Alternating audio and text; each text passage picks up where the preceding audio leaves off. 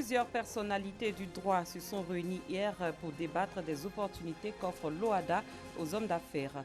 Au nord du Burkina Faso, des groupes d'autodéfense ont ciblé les villages de Denguila et Barga dans la province du Yatenga, bilan 43 morts. Bonsoir et bienvenue sur RTI 2. Confiance et le droit, instrument de développement économique dans l'espace OHADA, c'est le thème d'une conférence initiée par l'Institut de recherche en droit des affaires et du patrimoine, une rencontre à l'intention des étudiants juristes. Elle a regroupé d'éminentes personnalités du droit. Nousangaré Pagasorokoni. Même si elle a deux volets. Assainir le climat des affaires par des juridictions compétentes. C'est l'objectif de l'OHADA, Organisation pour l'harmonisation en Afrique du droit des affaires. Cette organisation, qui regroupe 17 pays africains, était au cœur d'une conférence à l'intention des étudiants juristes. C'est l'avenir des pays d'Afrique. Donc, il est bien que nos étudiants qui vont être praticiens du droit dans le temps à venir soient informés de comment ça fonctionne et des raisons pour lesquelles ça a été institué. La confiance et le droit, instrument de développement économique dans l'espace OHADA. Thème de cette conférence animée par d'éminentes personnalités en droit, parmi lesquelles Denis Poé, professeur à l'Université de Bordeaux. Selon lui, le droit est en parfaite relation avec l'idée de développement d'un État. Et ce développement ne peut se faire si la confiance n'existe pas chez les hommes d'affaires qui viennent y investir. La relation contractuelle elle-même nécessite qu'il y ait une confiance et le droit doit être l'instrument qui stabilise cette confiance, qui crée cette sécurité juridique entre les partenaires contractuels. L'unification des règles applicables dans l'espace OHADA, un facteur d'attractivité pour les hommes d'affaires. En cas de litige, les hommes d'affaires ont affaire à une seule juridiction nommée Cour commune de justice et d'arbitrage. En dehors de cette juridiction, ces hommes d'affaires ont la possibilité de s'adresser à un juge privé appelé arbitre. Et donc c'est une opportunité extrêmement importante parce que les hommes d'affaires ont le libre choix de leur juge, qu'on appelle arbitre. Ils ont le libre choix du droit applicable et ils ont le libre choix de l'institution qui est habilitée à encadrer et à organiser ce processus arbitral. Cette conférence dont le but est de vulgariser les opportunités qu'offre l'OHADA aux hommes d'affaires, une initiative de l'Institut de recherche en droit des affaires et du patrimoine de l'Université de Bordeaux. Les élèves des collèges et lycées de Dabouville sont instruits sur les voies et moyens pour réussir les examens scolaires. Ils sont invités à la responsabilité dans leur comportement et à la discipline. C'est une initiative de l'ONG Les Amis de l'Examen qui s'active à promouvoir l'excellence en milieu scolaire. Nousangaré Pagasorokoni. Comment bien réussir le BEPC ou le bac? Thème de cette conférence à l'intention des élèves des classes de 3e et terminale des lycées et collèges de la commune de Dabo. Une conférence pour leur donner les rudiments nécessaires en vue de réussir aux différents examens scolaires. Des rudiments qui se déclinent en 5 principes selon le conférencier. Premier point de l'élève qui veut réussir, se fixer des objectifs. Deuxième principe, il faut planifier les tâches et bien gérer son temps. Troisième principe, se discipliner et bien choisir sa compagnie. Quatrième principe, payer le prix de la réussite. Cinquième et dernier principe qu'il faut appliquer, c'est avoir une bonne méthode de travail et des astuces. Représentant le directeur général de la RTI, parrain de la conférence, David Mobio a invité les élèves à la responsabilité et à la discipline en faisant fi de certains mots qui minent la société, tels que la drogue, l'alcool et la violence. Aussi, les a-t-il exhortés à se mettre au travail pour un taux de réussite élevé aux différents examens de fin d'année. Des conseils ont été donnés à nos enfants de privilégier le travail, l'effort, l'abnégation et surtout de se faire un emploi du temps en dehors de l'emploi du temps de l'école et de se mettre ardemment au travail. L'objectif, c'est de pouvoir réussir son année scolaire de façon excellente. Le message du représentant du directeur général de la RTI, appuyé par la Draine de Dabou et le conseil régional de Grand Pont.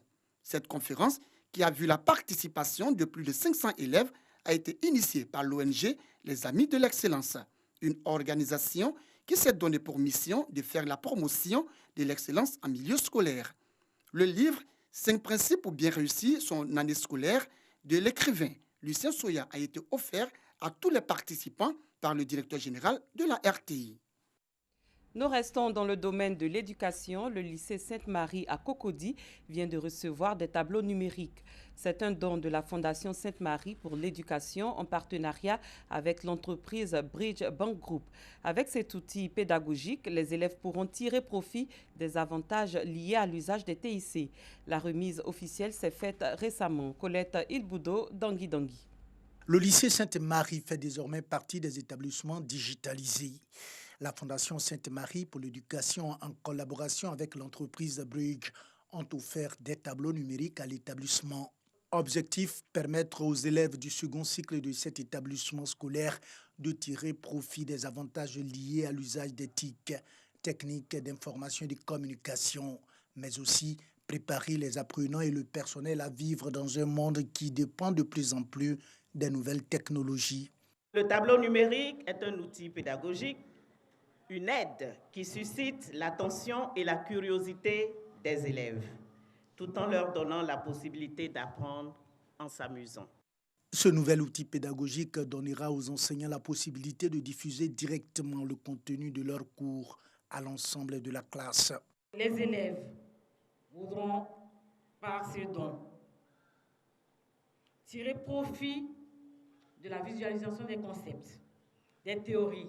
Ce sera pour elles une source de motivation. Quant aux enseignants, cela va réduire la pénibilité du travail dans la préparation des fiches de cours. L'intégration de cet outil numérique va sans aucun doute impacter et améliorer leurs pratiques pédagogiques par la création de ressources numériques propres. Le nouveau programme de numérisation de nos classes par rapport aux tableaux numériques et aussi aux projecteurs vidéo nous permettra de mieux suivre les cours et de plus être attentifs par rapport à la projection parce que ça nous donne envie de suivre le cours. La mission de la Fondation Sainte-Marie pour l'éducation est d'accroître l'offre éducative de qualité en Côte d'Ivoire. Elle s'inscrit dans la vision du gouvernement, celle de l'intégration réussie et généralisée des techniques de l'information et de la communication à l'école. Revivons à présent les temps forts de la Journée internationale des droits des femmes, cette fois avec les femmes du troisième âge. Elles ont été honorées par l'Association des femmes fonctionnaires salariées de Tortilla. On en parle avec Soro Corona.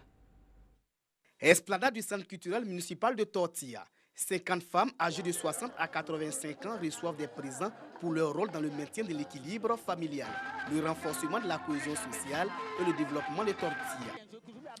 Ça me fait 50 ans que je vis à Tortilla. C'est la première fois qu'on célèbre la femme. Me donner un cadeau, c'est une joie pour moi.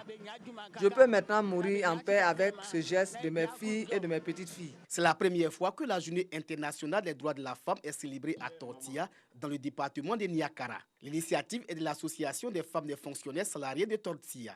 Donc on a décidé de les honorer, leur rendre grâce pour la vie qu'elles nous ont donnée et que nous-mêmes on doit honorer encore nos petits-enfants.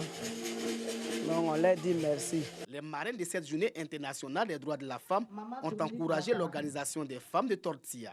Les efforts consentis pour l'amélioration des conditions de vie et des travail des femmes ivoiriennes ont été salués.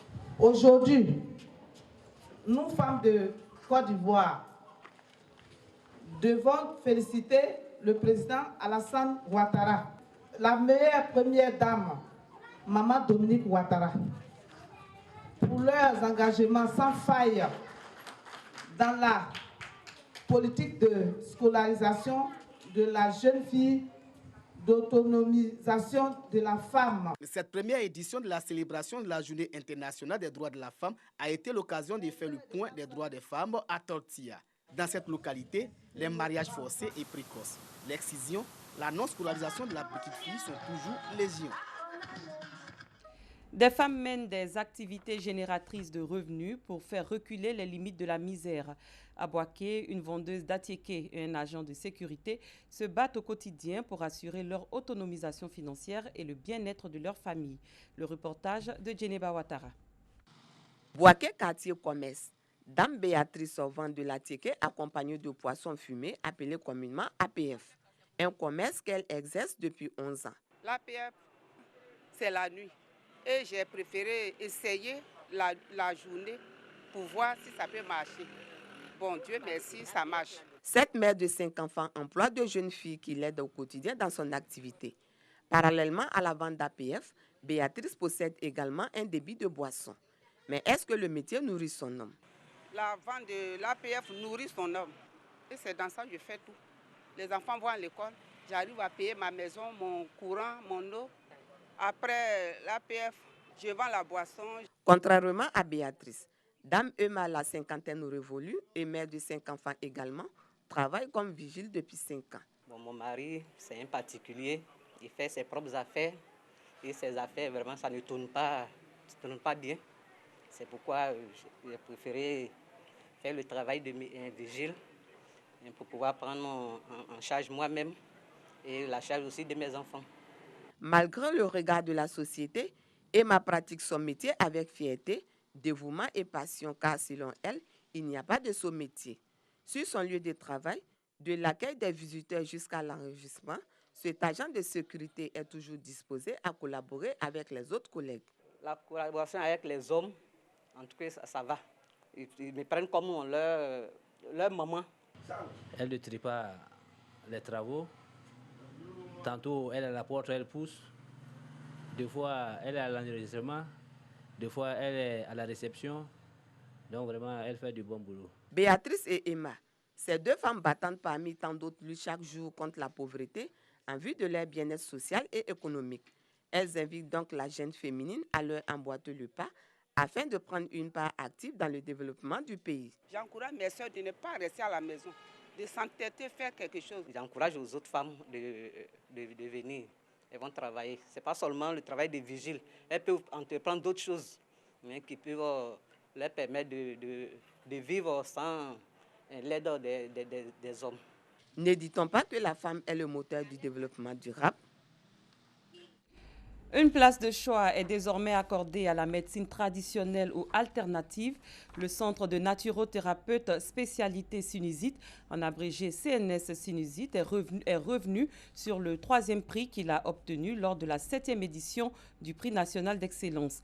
Les responsables de ce centre ont évoqué les difficultés d'expansion de leur activité dans l'intérêt des populations, ainsi que les défis auxquels fait face la médecine traditionnelle. Dangui.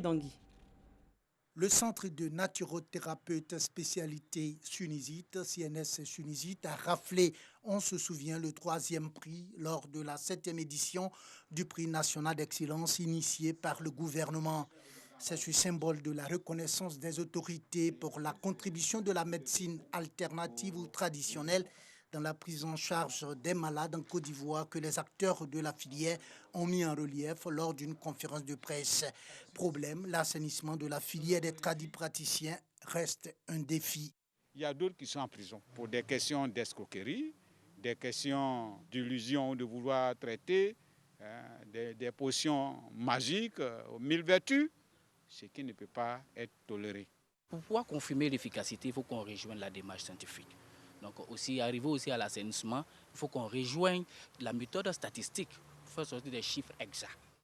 Les efforts du CNS sinusite pour respecter les normes et les standards dans la prise en charge des malades de sinusite ont été reconnus et récompensés, mais les défis demeurent. Il y a beaucoup de gens qui souffrent, et surtout même au niveau des jeunes.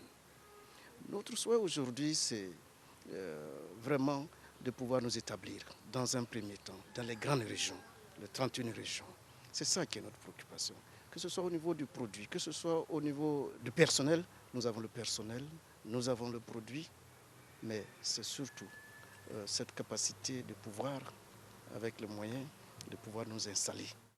Le Centre de naturothérapeute spécialité sinusite, CNS sinusite, dispose d'une arme réputée efficace contre la sinusite, le GP20 ou groupe de plantes aux 20 vertus.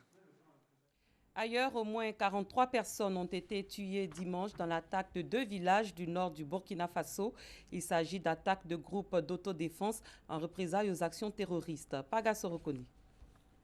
Au nord du Burkina Faso, au moins 43 personnes ont trouvé la mort dimanche 8 mars dans la région du Nord. Selon plusieurs sources, des groupes d'autodéfense ont ciblé les villages de Denguila et Barga dans la province de Yatenga.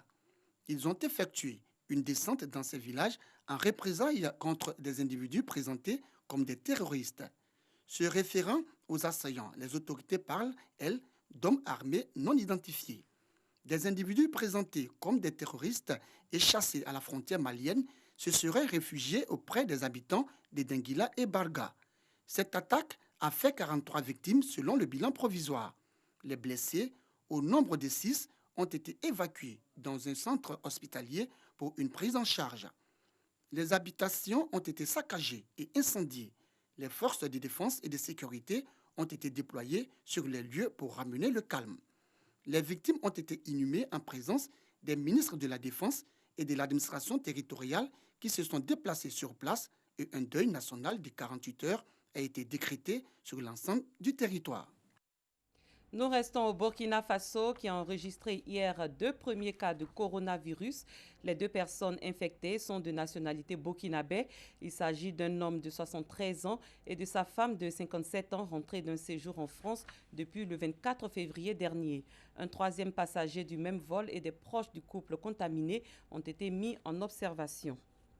Un patient atteint du coronavirus a également été identifié à Kinshasa.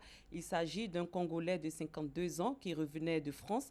Cette annonce intervient alors que les autorités congolaises ont annoncé une série de mesures pour prévenir la propagation du virus à l'issue du Conseil des ministres de vendredi. On s'adapte tous les jours pour faire face aux nouveaux patients qui se présentent, explique le chef des urgences de l'hôpital de Mulhouse en première ligne face au coronavirus. Le Haut-Rhin est l'un des départements français les plus touchés par l'épidémie. Nous y reviendrons dans nos prochaines éditions. C'est la fin de ce 19h. Merci de votre fidélité. Très bonne soirée. Je vous retrouve demain.